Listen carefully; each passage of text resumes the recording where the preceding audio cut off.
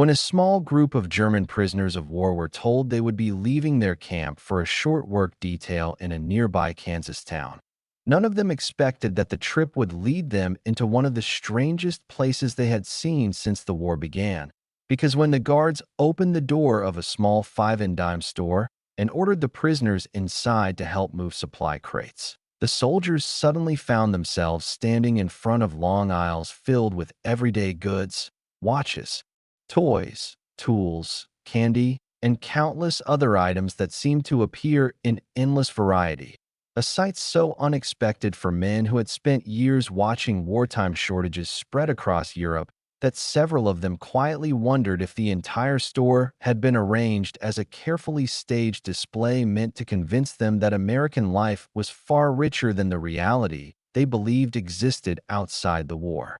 The morning began quietly inside the prisoner camp as it usually did, with the familiar routine of roll call followed by the slow movement of men returning to their barracks after the guards finished reading the daily assignments. Yet on this particular day, a small group of prisoners heard their names called again and were instructed to report to the front gate, where a transport truck was already waiting to take them outside the camp perimeter. Any change to the normal routine immediately attracted attention inside the barracks because life in the camp rarely offered surprises, and the men who had been selected for the work detail gathered their jackets and caps while exchanging uncertain glances, since none of them knew exactly what kind of task awaited them beyond the fences that had defined their lives since arriving in the United States. Outside the gate, the truck engine was already running, and two American guards stood nearby while another soldier checked a list of names and explained through a translator that the group would be assisting with unloading deliveries in a nearby town, a short assignment that would only last part of the day before they returned to the camp. The prisoners climbed into the back of the truck and sat along the wooden sides as the vehicle slowly began moving down the dusty road that led away from the camp. And for several minutes the men remained silent while watching the landscape around them change from the familiar sight of fences and watchtowers to the wide farmland that surrounded much of rural Kansas. The road stretched through fields that seemed to extend far toward the horizon, with scattered barns and farmhouses appearing occasionally in the distance, and the prisoners studied the countryside carefully because most of them had never seen this part of America before their capture. Many of the soldiers came from towns and villages in Germany where farmland often lay close to crowded settlements. Yet here the landscape looked open and expansive,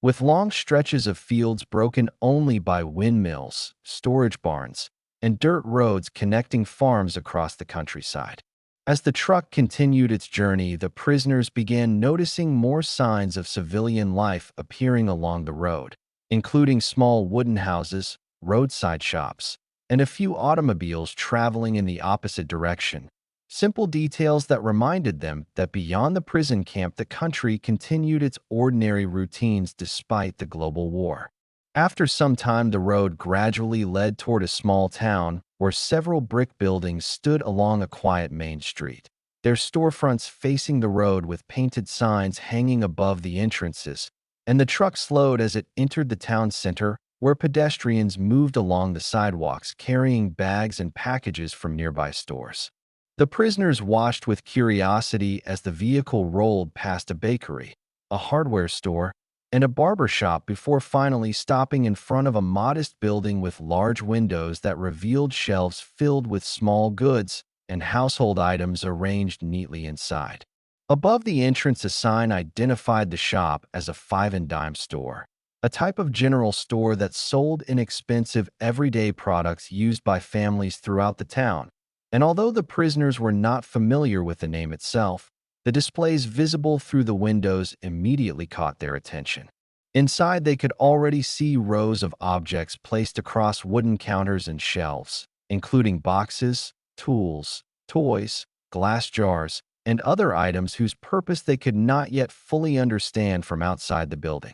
The guards stepped down from the truck and ordered the prisoners to follow them toward the entrance, where the translator explained that several deliveries had arrived earlier that morning and needed to be carried into a storage room behind the store. a task that required additional hands to move the crates from the sidewalk to the back of the building. As the door opened and the prisoners stepped across the threshold into the five and dime store, the first thing that struck them was the sheer number of different products filling the interior space. Because unlike the limited shops many of them remembered from wartime Europe, the store appeared crowded with objects of every kind. Glass counters displayed small watches and pocket knives. Wooden shelves held toys and kitchen tools, and long tables carried boxes of candy and packaged goods that stretched across the room under bright electric lights. For a moment, several of the prisoners slowed their steps while looking around the store, quietly wondering if what they were seeing represented an ordinary shop in this town, or if the entire place had somehow been arranged as a display meant to show them a carefully constructed image of American life. After all, in the middle of a world war, could a store really be this full of things? Many people who enjoy these stories watch on television. Subscribing helps make sure the next story appears automatically. For several moments after entering the five and dime store, the prisoners moved slowly through the entrance area while their eyes adjusted to the bright interior lighting that illuminated the rows of shelves and display counters stretching across the room. Because the sight surrounding them felt strangely unfamiliar to men who had spent years living in a country where wartime shortages had gradually reduced the number of goods available in most civilian shops. The store itself was larger than it appeared from the outside, with several narrow aisles running between wooden shelves that held a surprising variety of small products arranged in orderly rows. And as the prisoners followed the guards further inside, they began noticing how many different types of items filled the space. Near the front windows, glass display cases contained watches, pocket knives, and small tools placed carefully beneath the glass surface, while nearby shelves carried sewing supplies, kitchen utensils, and other household objects that families in the town might purchase for everyday use. Further along the aisle, the prisoners could see rows of brightly packaged candy, small toys made of metal and wood, and boxes containing simple mechanical gadgets that many of them had not seen in years, items that seemed almost unnecessary during wartime, yet appeared here in abundance. The translator soon reminded the group that they had been brought into the store for a specific task, pointing towards several wooden crates stacked beside the entrance that needed to be carried into a storage room at the back of the building where additional goods were kept before being placed onto the shelves. The prisoners began lifting the crates one by one and carrying them carefully along the aisles, moving past displays of small merchandise that continued to capture their attention each time they walked across the store floor. Although the work itself was simple, the surroundings made the task feel unusual because the shelves seemed filled with objects that would have been difficult to find in many European towns during the later years of the war. As the prisoners carried the crates toward the rear of the store, they passed a long table where rows of candy bars and small packaged sweets had been placed in neat stacks, and several of the soldiers briefly glanced toward the display because such products had become rare luxuries in Germany long before many of them were sent to the front. Nearby, another section of shelves contained inexpensive toys, including small metal cars, wooden puzzles, and painted figures arranged in colorful boxes that stood out against the darker wood of the shelving units. For men who had spent months surrounded mostly by military equipment and prison camp supplies, the presence of toys inside the store felt strangely out of place in the middle of a global conflict. While the prisoners continued carrying the delivery crates toward the storage room, the store owner spoke occasionally with the guards near the front counter, explaining through the interpreter where the boxes should be placed and which items would later be unpacked for display. Several customers quietly entered the store during this time, walking through the aisles with small baskets while selecting items from the shelves, and the calm routine of ordinary shopping created a peaceful atmosphere that contrasted sharply with the prisoners' memories of wartime life back home. What surprised the soldiers most was not only the number of products visible inside the store, but also the casual way in which the customers moved among them. choosing goods as if the supply of such items was completely normal and expected. For the prisoners, this raised a quiet question that lingered in their thoughts while they continued their work, because the scene surrounding them felt almost too perfect compared to the shortages they remembered. As they lifted another crate from the floor and carried it toward the storage room, one of the soldiers glanced once more along the shelves filled with watches, toys, candy, and tools, and the thought occurred to him that perhaps the store had been arranged in this way for a reason. Perhaps what they were seeing was not simply a shop, but something else entirely. Because if the war had taught them anything, it was that appearances could sometimes be carefully arranged to send a message.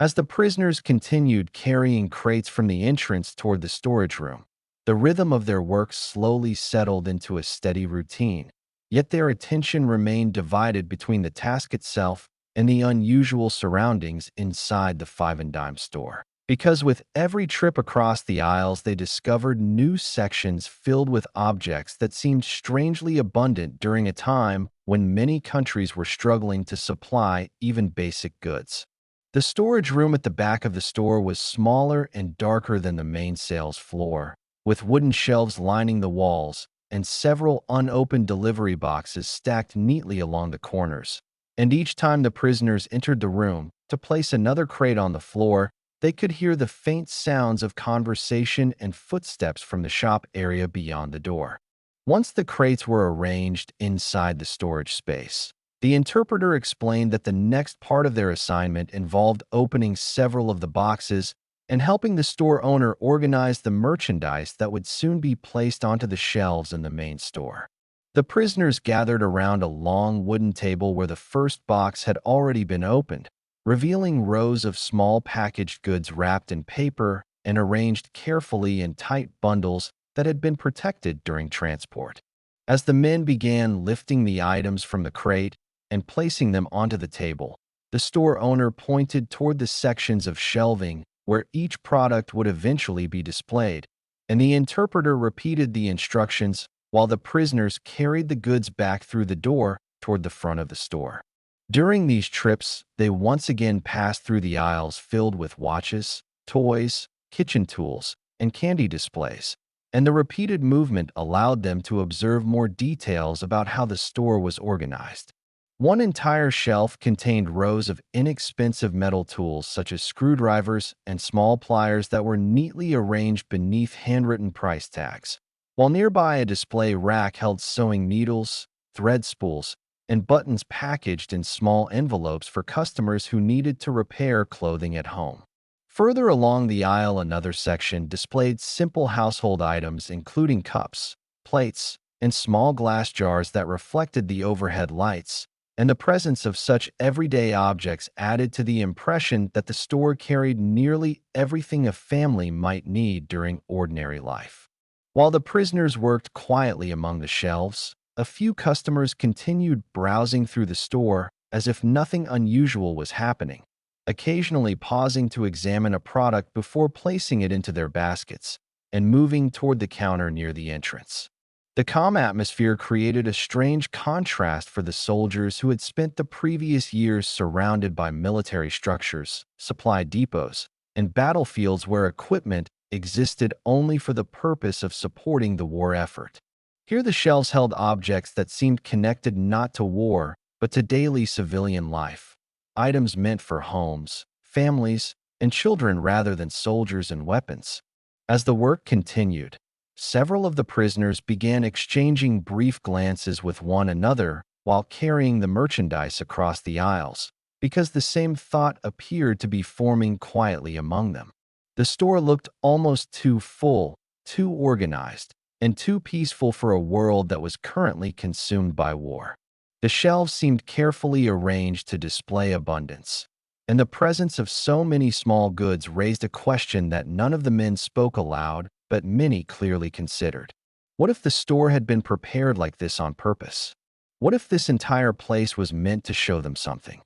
As the work continued through the late morning, the prisoners gradually shifted from unloading crates to helping the store owner organize the newly delivered merchandise, moving carefully between the aisles while placing the items onto the shelves that lined the interior of the five and dime store. And although the task itself remained simple, the longer they spent inside the building, the more unusual the surroundings appeared to them. From one end of the store to the other, the shelves seemed filled with products that covered nearly every part of everyday life. And each time the prisoners walked along the aisles, they noticed another section containing objects that would have been difficult to obtain in many European towns during the later years of the war. One row displayed neatly arranged kitchen utensils, including spoons, measuring cups, and small metal pans that reflected the light from above, while another section carried rows of sewing materials packaged in small envelopes for families who needed to repair clothing at home. Further along the wall, a large rack held inexpensive toys designed for children, including painted wooden puzzles, small tin cars, and box games that stood stacked beside colorful packages of candy and sweets. For soldiers who had spent months living in a prisoner camp surrounded mostly by military equipment and basic supplies, the sight of toys and candy inside the store felt strangely disconnected from the reality of the war that continued beyond the quiet streets of the Kansas town. As the prisoners placed the newly unpacked goods onto the shelves, the store owner occasionally walked past them while inspecting the displays, adjusting a row of products here or straightening a package there to maintain the tidy appearance of the store. The interpreter repeated his instructions as needed, guiding the men toward the appropriate shelves while explaining which products belonged in each section of the store. Meanwhile, the guards remained near the entrance, standing quietly beside the counter while watching the activity inside the shop, their presence reminding everyone that although the environment felt calm, the work details still operated under supervision. Several customers continued entering the store during this time, pushing open the front door and moving through the aisles with small baskets while selecting items from the displays, and the ordinary nature of their shopping routine only added to the prisoners' growing sense that the scene around them felt almost too perfect. The customers appeared completely relaxed as they examined the merchandise, picking up toys, tools, or candy before carrying their selections toward the front counter where the purchases were wrapped in paper bags. For the prisoners, this calm atmosphere stood in sharp contrast to their memories of wartime Europe, where stores had often struggled to maintain even basic supplies, and customers sometimes waited in long lines hoping that the latest delivery might contain something useful. Here the shelves seemed full from one end of the store to the other, and the steady arrival of customers suggested that the products were simply part of everyday life in the town. As the last of the delivery boxes were emptied and the final goods placed neatly into position, the prisoners stepped back from the aisles for a moment while observing the store interior they had spent the morning helping organize. Rows of watches, toys, tools, candy, and household items filled the shelves beneath the bright electric lights, creating a display that looked more like an exhibition than an ordinary shop. And as the men quietly studied the scene around them, the same thought once again returned to their minds. If the war had taught them anything, it was that appearances could sometimes be arranged very carefully. And standing there inside the five and dime store, the soldiers could not help wondering whether what they were seeing was simply a normal American shop or something designed to send them a message. By the time the last delivery box had been opened and the remaining goods placed neatly onto the shelves, the five and dime store looked exactly as it had when the prisoners first walked through the door earlier that morning, with rows of merchandise stretching across the aisles beneath the bright electric lights. And the men stepped back from their work while the store owner slowly walked along the displays to examine the results of the task they had completed. The owner moved quietly from one shelf to the next, adjusting a package here and straightening a small display there, while the interpreter followed beside him, explaining to the prisoners that the deliveries they had unpacked were part of the regular shipments that arrived in town throughout the month to keep the store supplied with everyday goods for the local community. For the German soldiers, the explanation was interesting because it suggested that the store was not a special display created for their visit, but rather an ordinary business operating as it always had. Yet even with that information, many of them still found the scene difficult to accept completely. After several years of war, the idea that a small-town shop could remain filled with watches, toys, tools, candy, and household supplies seemed unusual when compared with the shortages they remembered from home. While the owner finished inspecting the shelves, a few more customers entered the store and moved calmly through the aisles, pausing occasionally to examine the merchandise before selecting an item and placing it into their baskets. The quiet rhythm of shopping continued just as it had throughout the morning, with the bell above the door ringing softly each time someone entered while the store owner greeted them from behind the counter. From where the prisoners stood near the center aisle, they could see almost the entire interior of the shop, including the glass display cases near the entrance, the rows of shelves stretching toward the back wall, and the small racks holding inexpensive products that filled nearly every open space inside the store. The sight created a moment of reflection among the soldiers, because the longer they observed the ordinary activity around them, the more they realized that the people inside the store did not appear to think anything about it was unusual. For the local customers, the merchandise, the shelves, and the routine of purchasing small household items seemed completely normal. Eventually, the guards signaled that the work detail had been completed and that it was time for the prisoners to leave the store and return to the transport truck waiting outside. The men walked slowly toward the entrance, passing once more through the aisles they had spent the morning organizing, and several of them glanced at the displays of toys, tools, and candy as they moved toward the door. Even after hours inside the store, the variety of goods still looked remarkable to soldiers who had grown accustomed to the restrictions and shortages of wartime Europe. When the door finally closed behind them and they stepped back onto the quiet street, the midday sun illuminated the small town buildings that lined the road, while the truck engine started once again for the return journey to the camp. As the prisoners climbed into the back of the vehicle, and the town slowly began to disappear behind them, many of them continued thinking about what they had just seen inside the five and dime store. Because although the store owner had explained that the shelves were simply part of normal business, the image of so many goods displayed in one place still felt almost unreal. And for soldiers who had spent years surrounded by the hardships of war, the thought remained difficult to ignore. Perhaps what they had witnessed inside that small Kansas store was not only a shop full of products. Perhaps it was a glimpse of a world that looked very different from the one they had left behind. The truck slowly pulled away from the quiet Kansas street and began the short journey back toward the prisoner camp, and the men sat along the wooden sides of the vehicle while the small town gradually disappeared behind them, leaving only the open farmland stretching across the horizon as the road carried them through the countryside. For most of the journey, the prisoners remained silent, each of them thinking about the unusual morning they had just experienced inside the five and dime store, because the sight of so many everyday goods arranged across the shelves had left a strong impression that was difficult to ignore. In Germany, especially during the later years of the war, many stores had struggled to maintain even the most basic supplies, and civilians often depended on ration cards that limited what families could purchase from week to week. The shelves in those shops had sometimes appeared nearly empty, and customers frequently waited in long lines hoping that the next delivery might contain something useful.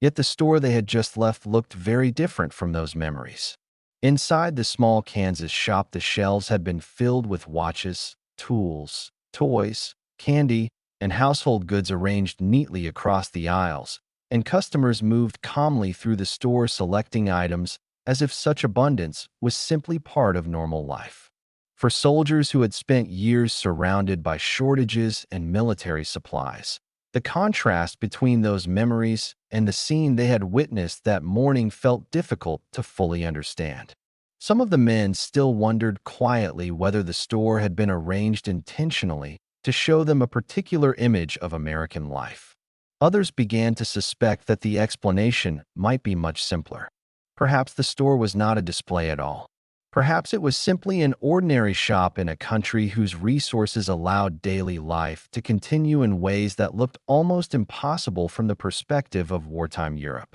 As the truck approached the road leading back to the camp, the familiar fences and guard towers slowly appeared in the distance, signaling the end of their brief trip beyond the camp perimeter. Soon the prisoners would return to the routine they knew well, the roll calls, the barracks, and the quiet waiting that defined their days in captivity. But the memory of that five-and-dime store, with its bright shelves and countless small goods, remained with them as one of the most surprising moments they had encountered since arriving in America.